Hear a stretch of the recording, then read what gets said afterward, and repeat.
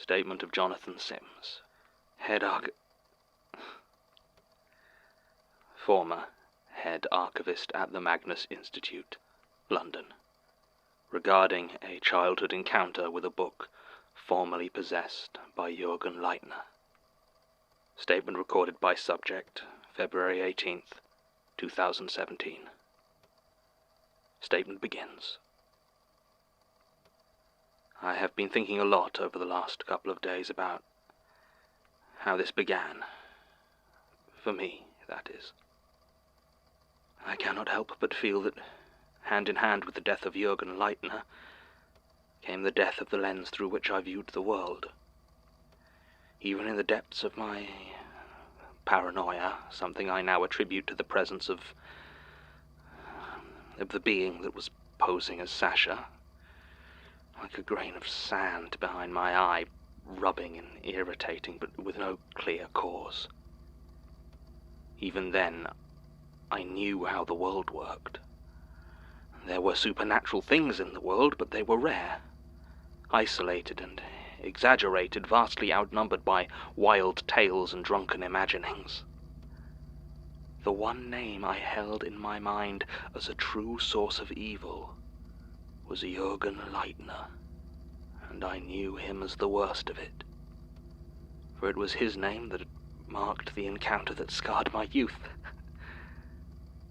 And of course, in my heart, I knew that no one else could have possibly seen anything as horrible as I had. Well, maybe I could have named one person, but I watched him disappear forever. But now I know what Jurgen Leitner truly was.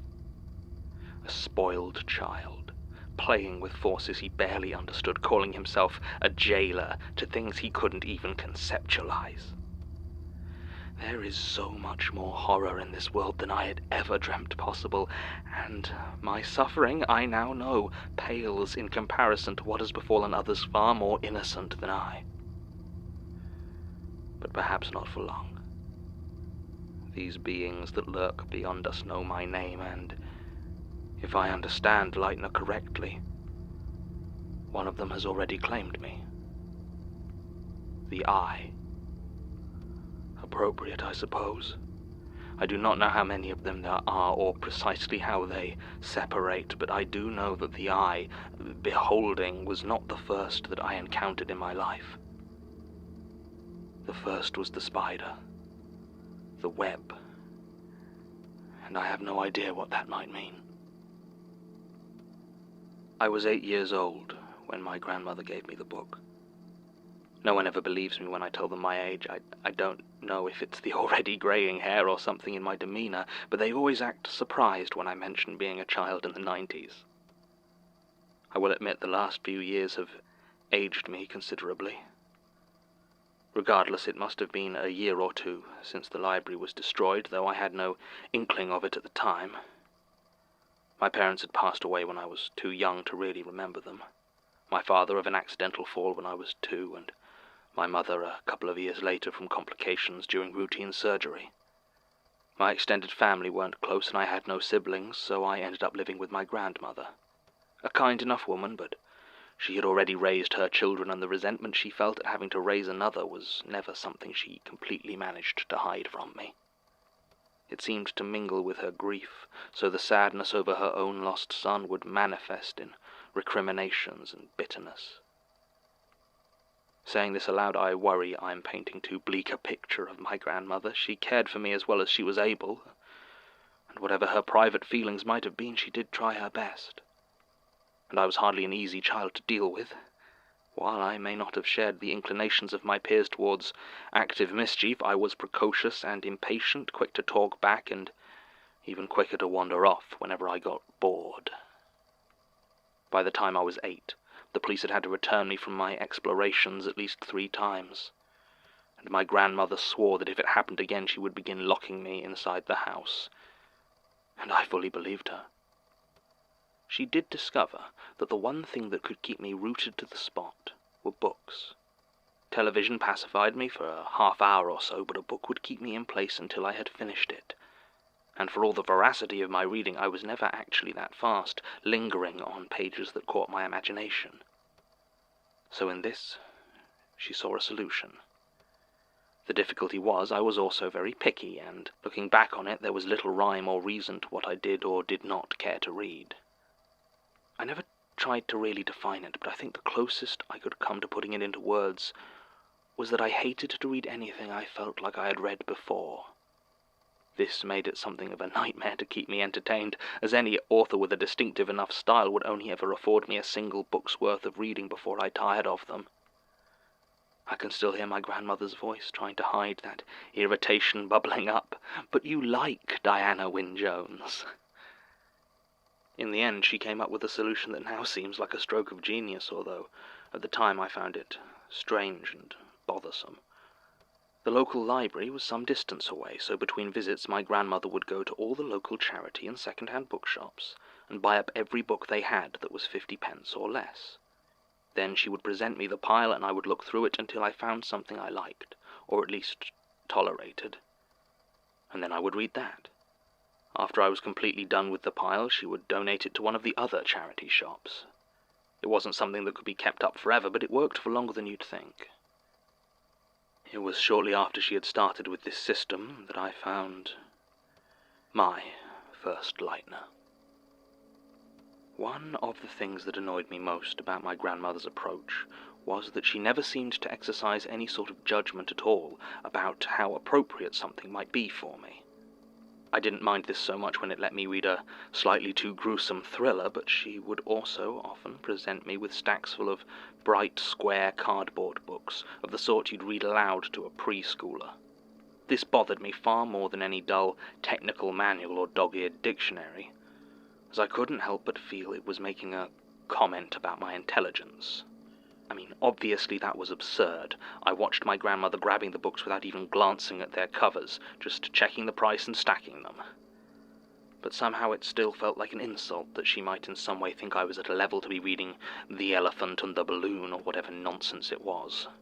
So, when searching through the latest trove of books I felt my hand grip another square, thin volume, I almost discarded it without even looking. But I did look, and what I saw immediately struck me as odd. Instead of the garish colours that I expected, the cover was monochrome, matte white with scratchy black webs covering its corners, and in the middle of the cover, half written, half carved in a childlike hand, was the title, "A Guest for Mr. Spider." On the back cover there was no blurb, just a crudely sketched image of what I assumed to be the eponymous Mr. Spider. He stood upright on his spindly black legs, attached to a disproportionately swollen abdomen. The rest of his legs were splayed at odd angles as though in the middle of some sort of dance, and his head had no mouth, but was covered asymmetrically with 8 eyes of all shapes and sizes. On the top of it there sat a small bowler hat, which had been drawn in a splash of red ink, unlike the black and white which made up the rest of the image. I was a bit taken aback. I had seen plenty of children's books that tried to be a little bit scary or ended up being unintentionally disturbing, but this felt different. There was something to this drawing, to this book, that I'd never seen before. A violence seemed to ooze from it, sticky and pungent. I had no idea what was inside, but I knew that I hated that book. And I knew that wasn't going to stop me opening it. You know what was immediately inside the cover. If you're in a position to be listening to this, you know exactly whose mark was there. The book itself starts with a blank room in a simple house, almost entirely bare save for a small table with a pot of flowers on it and 2 doors. The flowers are drooping in a way that might just be a poor rendering of bluebells, but with the black and white it just makes them look sick. In the center of the room stands the figure I take to be Mr. Spider. His arms are still splayed wildly, and his back is turned to the reader. He is staring, it seems, at the door on the left. On the next page the image is identical, save that the arms are now in different places. The third and the fourth are the same again. There is no text on any of them. Then, on page 5, the words, "Knock, knock," appear next to the door, in the same style as the words of the title. Mr. Spider's arms are suddenly straight and still by his side. The text comes again. "Who is it, Mr. Spider?" The door opens, and stood there is a thin, scrawny-looking fly clutching a box. It is crudely dressed in an ill-fitting suit. It is hard to tell from the fly's face, but his attitude seems to be one of trepidation or anxiety. "It's Mr. Bluebottle," the text reads, "and he's brought you a cake." The next page is a close-up rendering of a large slice of cake in a box. It does have colour, but it's a pale green that makes me think of disease. Then comes a page showing the insectoid face of Mr. Bluebottle, the worry now stark, etched there. Then there is a page with no picture at all, just the words, "Mr. Spider doesn't like it." Then the book returns to the room. Both doors are once again closed. The only difference between this image and the one on the very first page is the ink that seems to have been spilled on the lower half of the right-hand door. There are several more pages of Mr. Spider waiting, his arms a windmill of activity. Then another knock, knock on the left door, and Mr. Spider goes rigid. "Who is it, Mr. Spider?" In that position it's clear his belly is even larger than it was before.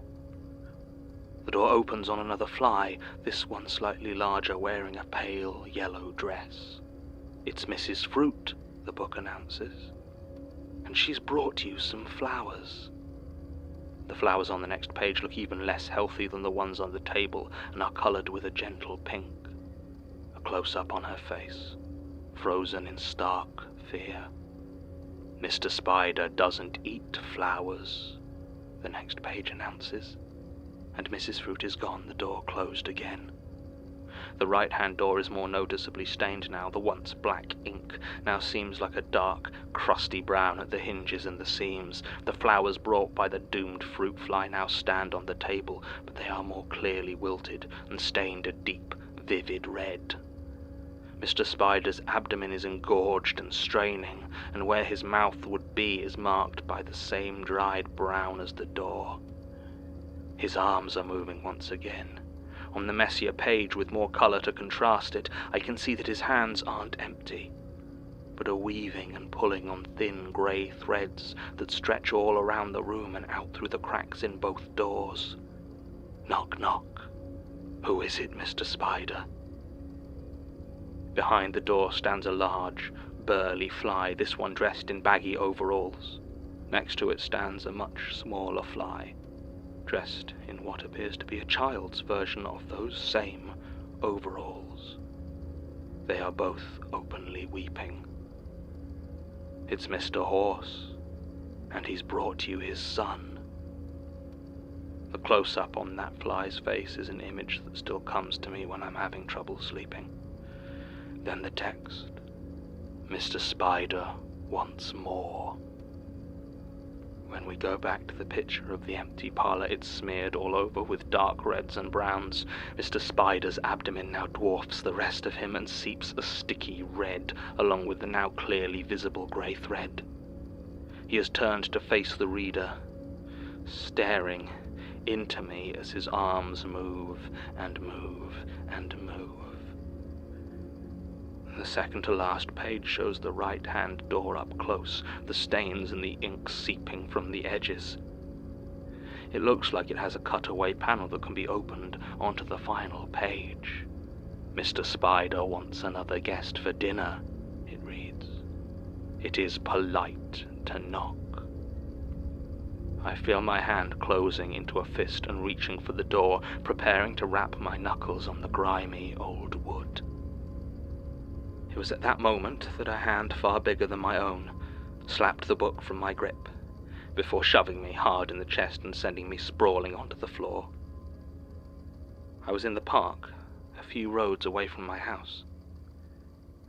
Had I taken the book there to read, or did I somehow wander there while engrossed in it? To this day I don't know. But I was in the park, and standing over me was... for the life of me, I can't remember his name. Thomas, maybe? Daniel?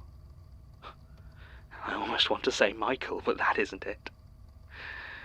He saved my life, and I can't remember his name. Why does your memory do that to so many important people?